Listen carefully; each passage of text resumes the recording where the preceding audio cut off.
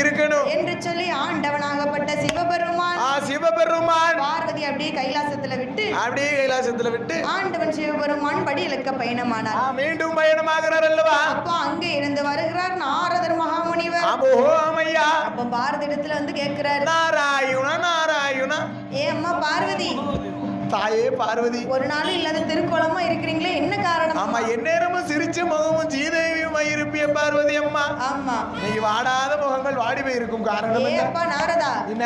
ஆண்டவனோ படி இலக்க போயிருக்காரு. சரி, அதனால இருக்கிறேன்ப்பா. அதனால இருக்கிறியா? ஆமா. சரி ஏம்மா நீங்களும் போக வேண்டியதானே? அப்படியா, மறந்துட்டேன். சரி. அப்ப நாரதர் மகாமுனிவர் கேட்கிறாரு, ஏ அம்மா பார்வதா தேவிய, என்ன நீங்களும் பகவான் கூட கைலாசத்தை விட்டு படியிலக்க போகலாம் அல்லவா? ஏ அப்பா நானும் வாரேன்னு சொன்னேன். ஆகட்டும் அம்மா. அந்த மனுஷன் என்ன வேண்டான்னு சொல்லிட்டாரு. அம்மா, என்ன உங்களை வேண்டாம்னு சொன்ன காரணத்தினால சரி பகவான் படிதான் அளக்காரா? இல்ல பட்டினியா போட்டு வராரா? இல்ல வேற எங்கேயும் பக்கத்துல பட்டினியா போட்டு வராரா? சின்ன வீடா? சரியா போச்சு என்று நாரதர் மகாமுனிவர் சந்தேகத்தை உண்டு பண்ணினார்.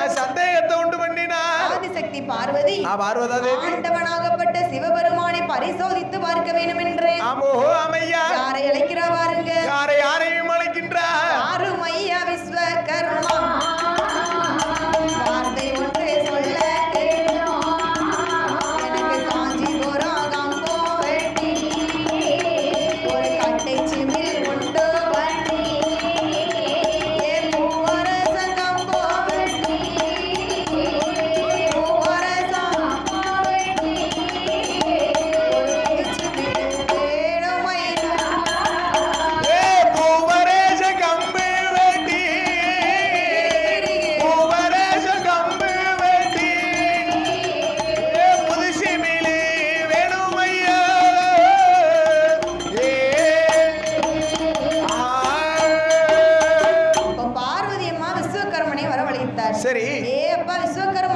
பார்வதி அம்மா, எனக்கு காஞ்சிபுரம் கம்பு வெட்டி கட்டை சிமிழ் உண்டு பண்ணி பூவரசம் கம்பு வெட்டி ஒரு புதுச்சிமிழ் தானே செய்து சிற்றெரும்பு ஒழுக்கமிட்டு திருக்காணி ஊட்டும் போட்டு எனக்கு தரணும். அம்மா பார்வதா தேவியே, என்ன திடீரென்று வந்து காஞ்சிபுரம் கம்பு வெட்டி கட்டை சிமிழ் உண்டு பண்ணி கேட்கிறீர்களே, எதற்காக? என்ன காரணம்? செப்பு கேட்கிறீர்களே, என்ன காரணம்?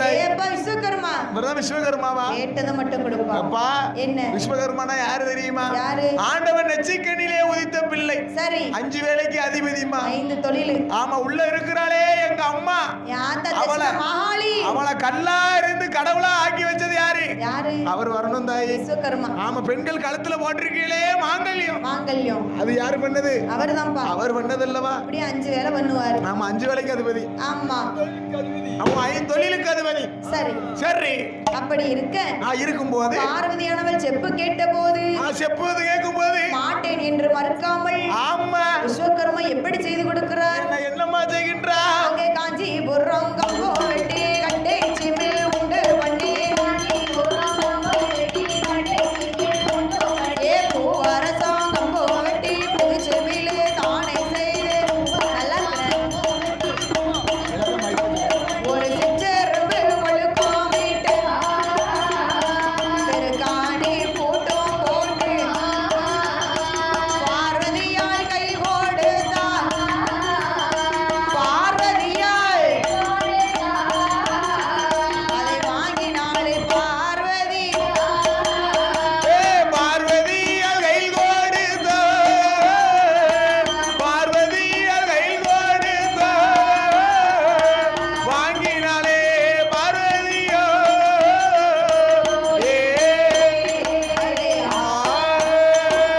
அப்ப பார்வதி கேட்டபடிக்கே விஸ்வகர்மன் என்ன செய்கிறார்? விஸ்வகர்மன் ஏது செய்கிறார்? காஞ்சிபுரம் கம்பு வெட்டி கட்டை சிமிழ் உண்டு பண்ணி, ஆமா, பூவரசம் கம்பு வெட்டி புது சிமிழோ உண்டு பண்ணி சிற்றெரும்பு ஒழுக்கமிட்டு திருக்காணி மூட்டும் போது திருக்காணி மூட்டுமிட்டு பார்வதி கையில கொடுத்தாச்சு. ஆமா, பார்வதா தேவி கையில் கொடுக்க பார்வதி அம்மா பாக்குறா.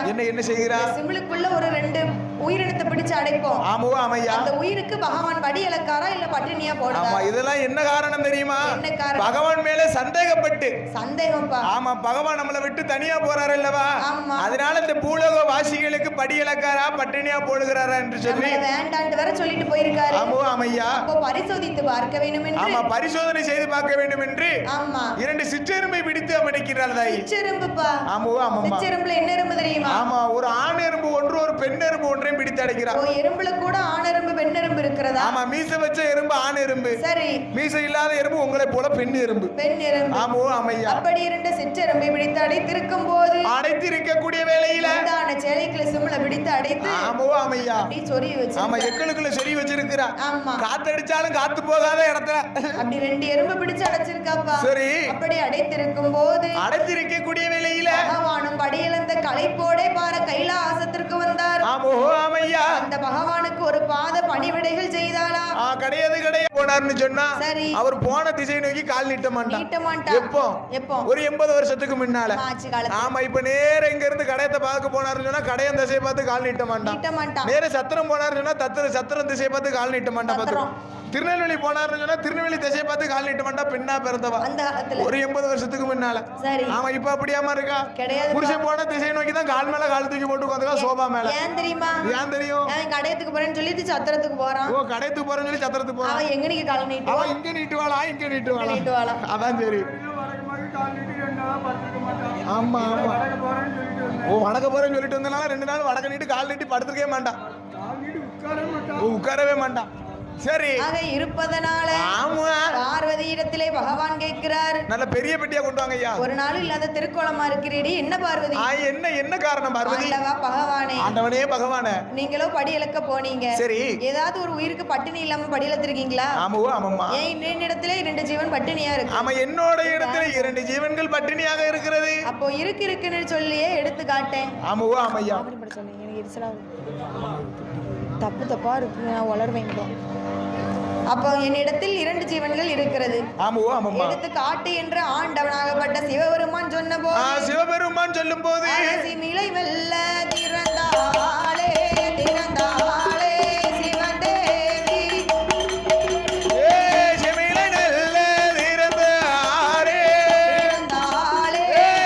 தேவி பார்வதியாரே. மிலை மெல்ல திறந்தாளே சிவன் தேவி பார்வதியா. மிலை மெல்ல திறந்த போது சிற்றெரும்பு வாயரிலே அரிசி கவி கொண்டு அது சுச்சி சுச்சி வருகுதையா, சுச்சி சுச்சி வருகுதையா, எறும்பு சூழ வட்டம் போடுதையா. சுச்சி சுச்சி வருகுதையா, சுச்சி சுச்சி வருகுதையா, சூழ வட்டம் போடுதையா.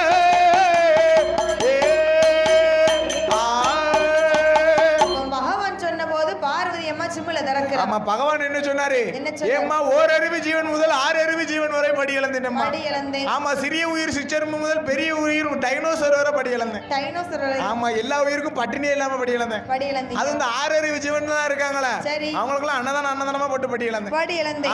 ஆமையா. இல்ல பகவானே, என்னிடத்தில் 2 ஜீவன் பட்டினியா இருக்கு. ஏ அம்மா பார்வதி, என்ன அந்த நேரத்துல இருந்து 2 ஜீவன் பட்டினியாக இருக்குது என்று சொல்லுகிறேன்.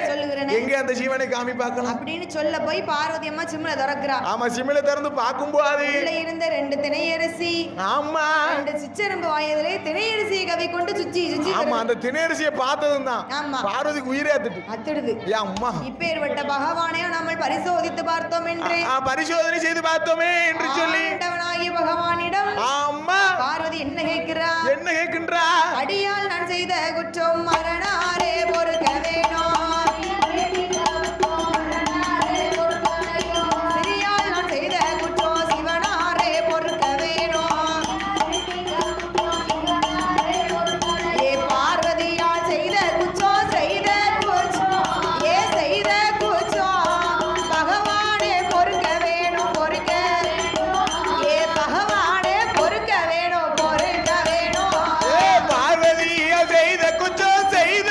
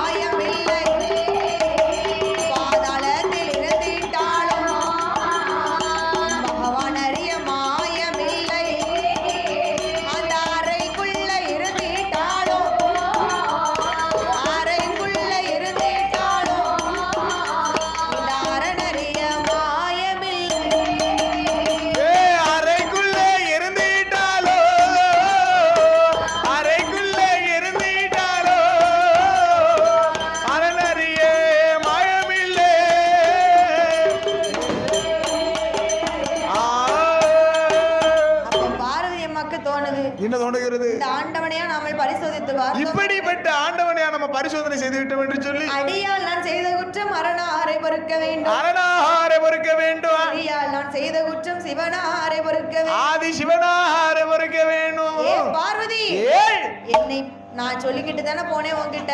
ஆமா, அப்படி இருந்து என்ன பரிசோதித்து பார்த்திருக்க. அதான் சொல்லியிருக்கான். இன்னொரு கட்சி எழுத்தர கட்சாலும் பெண் புத்தி பின் புத்தி. ஆமோ அமையா. செப்புக்குள் இருந்திட்டாலும் சிவனறிய மாயமில்லை. அறைக்குள்ள இருந்திட்டாலும் அரணறிய மாயமில்லை. பாதாளத்தில் இருந்திட்டாலும் இந்த பகவான் அறிய மாயமில்லை. ஆமோ.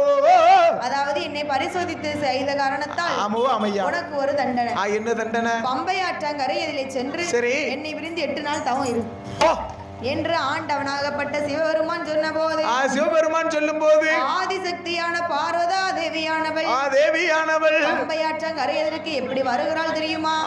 எப்படி அம்மா வருகின்றார்? கைலாசம் தான் கடந்து கருணை சங்கலி பாலம் விட்டாள்.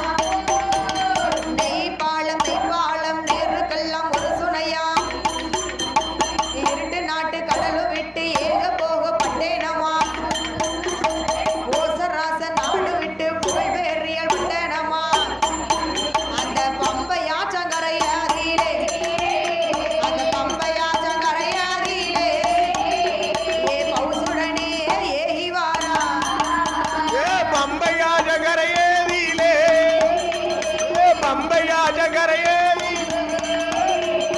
பௌசுடனே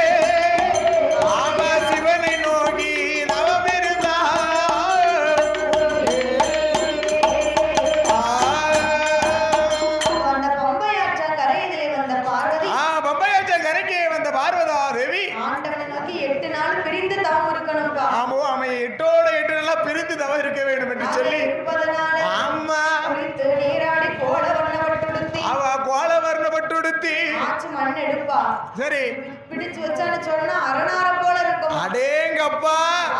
சரி ஆற்று நல்ல மண் எடுத்து அரணாரை பிடித்து வைத்து. ஆமா, அவ சேற்று நல்ல மண் எடுத்து சிவனாரை பிடித்து வைத்து முட்டளவு மண் எடுத்து 300 லிங்கம் வைத்து. ஆமா, முட்டளவு மண் எடுப்பாமா. சரி 300 லிங்கங்களை செய்து வைக்கிறா. ஆமா. சரி தொடையில மண் எடுத்தால் 90 லிங்கம் செய்து. ஆமா, 90 லிங்கங்களை செய்து வைத்து ஆண்டவனை எண்ணி அரணை அரணை என்று அருந்தவசு செய்து வருகிறார். ஆமோ ஆமையா.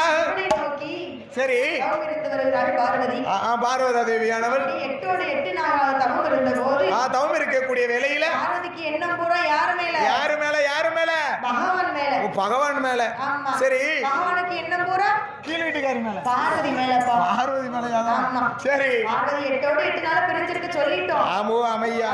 என்ன செய்தாலோ என்று சொல்லி, என்ன செய்கிறாளோ எப்படி இருக்காளோ என்று சொல்லி ஆண்டவன் தான் சிவபெருமான்.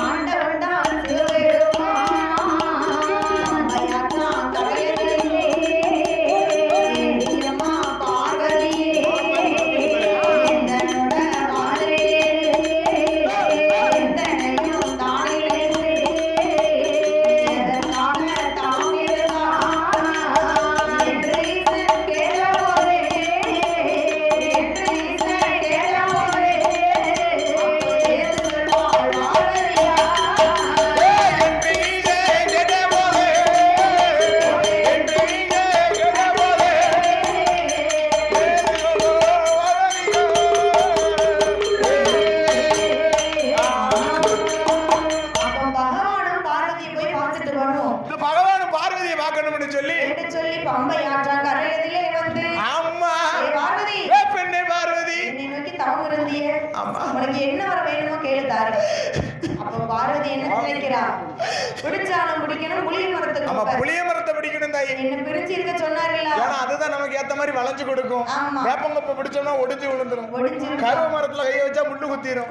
ஆனா புளியங்கொப்பை புளி கிடையாது, நம்ம எப்படி போனாலும் வளைஞ்சு கொடுக்கும். சரி, பார்வதி அம்மா நினைக்கிறா, என்ன நினைக்கிறா, நம்மள பிரிச்சு 8 நாள் இருக்க சொன்னாரு. சரி, யாருக்கிட்ட இல்லாத வரத்தை கேட்கணும். ஆமா, இந்த உலகத்திலே யாரிடமும் இல்லாத வரத்தை கேட்கணும் என்று சொல்லி ஆதிசக்தி பார்வதியானவள், பார்வதா தேவியானவள் ஆண்டவனிடத்தில் என்ன வரங்கள் கேட்கிறா தெரியுமா? என்னமா கேட்கின்றா? கணவன் இல்லா கை குழந்தை வரக்கண்டரே வேணும் ஐயா, கணவன் இல்லா கை குழந்தை வரக்கண்டரே வேணும் ஐயா, ஆண்ணில்லா ஆண் குழந்தை அடியனுக்கு வேணும் ஐயா, ஆண்ணில்லா கை குழந்தை அடியனே வேணும் ஐயா, புருஷனில்லா பிள்ளையாரே, புருஷனில்லா பிள்ளையாரே, புத்திரனே எனக்கு வேணும்.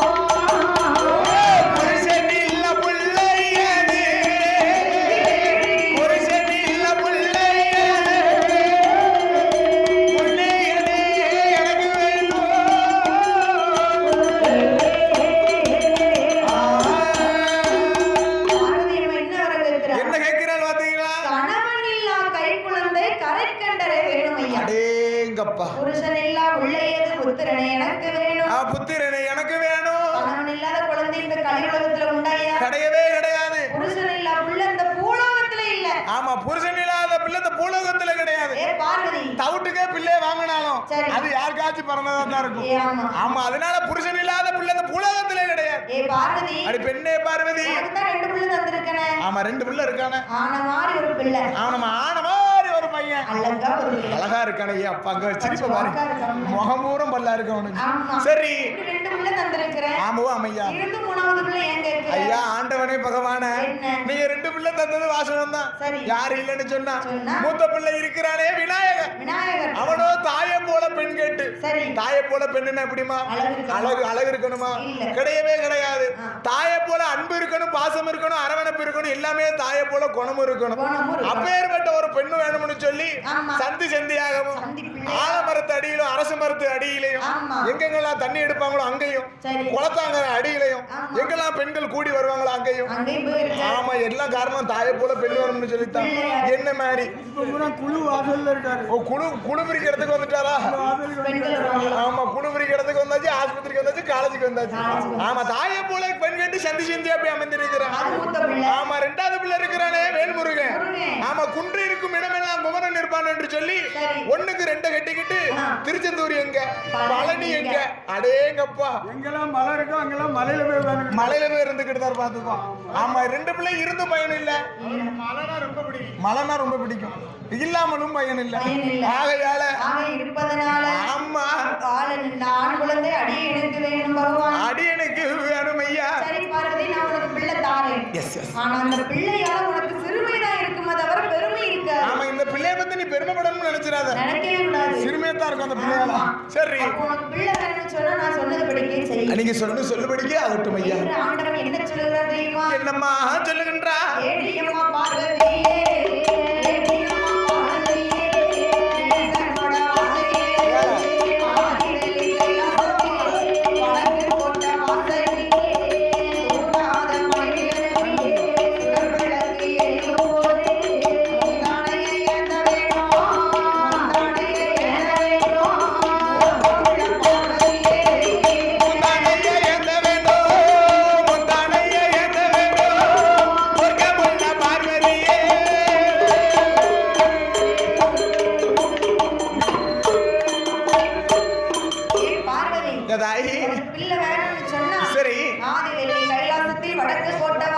அந்த வடக்கு கோட்டை வாசலில 1000 கால் மண்டபம். ஆமா, 1000 கால் மண்டபம். அம்மா 32 தூண். ஆமா, 32. ஆமா, 32 நம்பர் தூண். சரி, தூண்டாத மணி விளக்கு சுடர் விளக்கு எரியும் அம்மா. சுடர் விளக்கு எரியும் அம்மா. அங்க போய் நில்லு. சரி, எப்படி செய்யணும்? என்ன செய்யணும்? குளித்து நீராடி. ஆமா, குளிக்க மறந்துடாத. மறக்க கூடாது. குளிக்க மறந்துடாதீங்க. சரிப்பா. ஆமா, குளித்து நீராடி தானமானங்களை செய்துவிட்டு ஈர துணியோடு. ஆமா, சொறுசொறுன்னு வடிஞ்சிட்டே இருக்கணும். ஈர துணியோடு போணும். ஈர துணியோடு இருக்கணும். சரி, 2 காலையும் மண்டி போட்டு முந்தானை ஏந்த வேணும். முந்தானை ஏந்தி நிக்கணும். கண்ண 2ஐயும் மூடணும். என்று சொல்லி ஆண்டவனாகப்பட்ட சிவபெருமான் சொன்னபோது சொல்லும் போது ஆதிசக்தியான பார்வதா தேவியானவள் அப்படி ஆயிரங்கால் மண்டபத்தில் அந்த ஆயிரங்கால் மண்டபத்தில் வடக்கு கோட்டை வாசலில் 32ஆம் தூணத்துல 2 காலையும் மண்டி போட்டு முந்தானை ஏந்தி நிற்கிறார். அப்ப ஆண்டவன் சிவபெருமான் சரி பார்வதிக்கு தெரியாமல் என்ன செய்கின்றான்? தூண்டாத மணி விளக்கை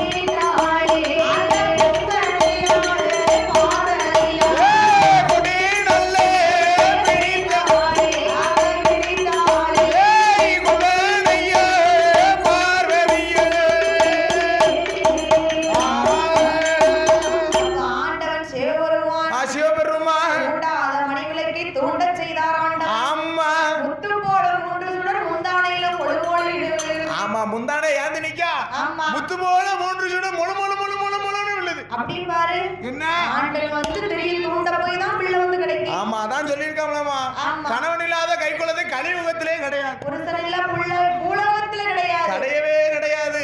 சரி அப்ப ஆண்டவன் வந்து திடீர் தூண்டும் போது போல 3 சுடர் மொள மொளன்னு விழுகிறது. மொள மொளன்னு விழுகிறது. அப்படி பூட்டி பிடித்தா முந்தானைய. அப்படி பிடி அப்பா. அப்படி கொண்டு வந்துட்டா. ஆமா பிள்ளை என்னதா 15 கிலோ இருக்கும்னு நினைக்கிறேன் தாயி. 15 கிலோ இருக்கும். 15 கிலோ 35 கிலோ விசாரம் நினைக்கிறேன் பிள்ளை. அம்மா வயிறு கிழிஞ்சு போயிடும். ஏம்மா பிள்ளை முங்காமல இருக்கான்டா.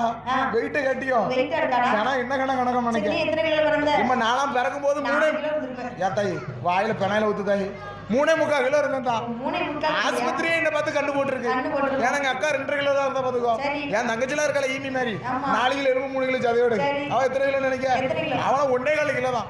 ஆனா எங்க வீட்லயே நான் கூட பாத்துக்கோ 3.25 கிலோல பிறந்தேன். எவ்வளவு தெரியுமா? 40 50 13 கிலோ இருக்கு. அடேங்கப்பா 40 50 13 கிலோல அந்த நேரம் இருக்கணுமா ஐயா? சரி ஐயா அம்மா சரி பூட்டி பிடித்து வந்து பாக்கும்போது அவ பாக்கும்போது எப்படி இருக்கு முண்டமா கடந்து உருளுது. ஆண்டவா பகவானே பிள்ளை வரம் கேட்டதற்கு இப்படி பிடி முண்டத்தை கொடுக்கலாமா? இப்படி பிடி முண்டத்தை கொடுக்கலாமா?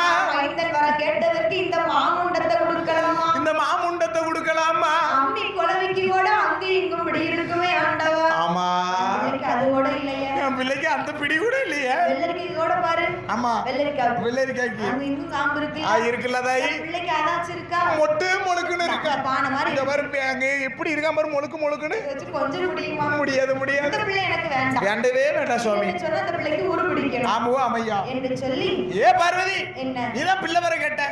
அதாவது கல்யாணம் முடிஞ்சு கணவனுக்கும் மனைவிக்கும் 10 மாதம்.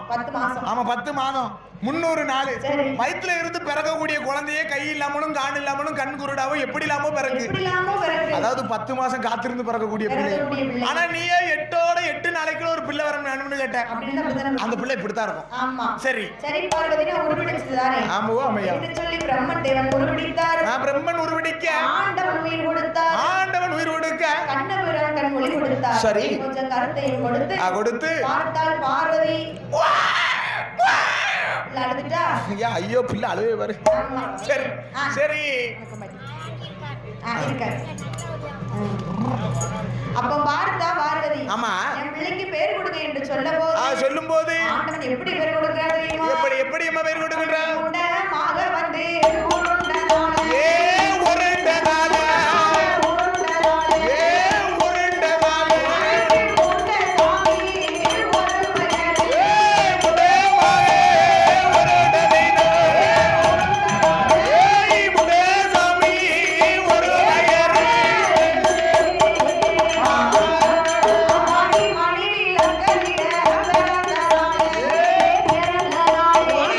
மாயா